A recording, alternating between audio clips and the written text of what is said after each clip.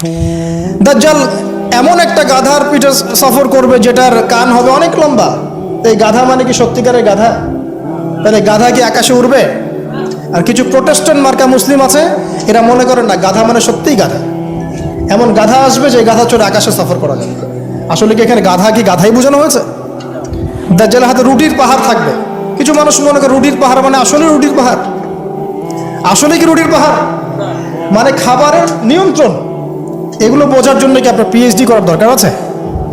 তো অনেক ডেপথ এই সাবজেক্টটা, এটাকে আপনাকে খুব গভীরভাবে পড়তে হবে। চলুন, এই সাইনটা এখন দেখা যাচ্ছে না, সে এখনো আত্মপ্রকাশ করে নাই, অচিরেই করবে। তবে এতটুকু জেনে রাখেন, সে আত্মপ্রকাশ করলে জিউসদেরকে নিয়ে সারা বিশ্ব সে শাসন ঠিকই করবে।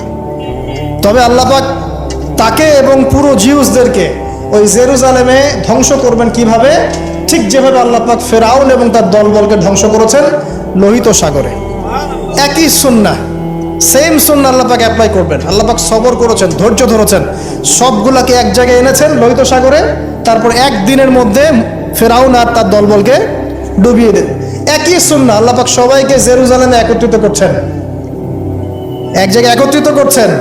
ঈসা ইবনে মারিয়ামের হাতে, ইমামুল মাহদির হাতে এই সমস্ত জালেমদের পতন এক মুহূর্তে হয়ে যাবে। এটা হবে সামনে, এটা দেখা যাচ্ছে না। আর কি ইয়াজুজ আর মাজুজ দেখতে পাচ্ছেন না, তিনটা বড় বড় ভূমিকম্প দেখতে পাচ্ছেন না। আর কি পাচ্ছেন না? ইয়েমেনের আগুন দেখতে পাচ্ছেন না, দাব্বাতুল আরদ দেখতে পাচ্ছেন না, ঈসা আলাইহিস সালামের আগমন দেখতে পাচ্ছেন না। মানে এই যে বড় বড় সাইনগুলো, এগুলো আপনি দেখতে পাচ্ছেন, বাকি সব ছোট ছোট আলামতগুলো দেখতে পাচ্ছেন না।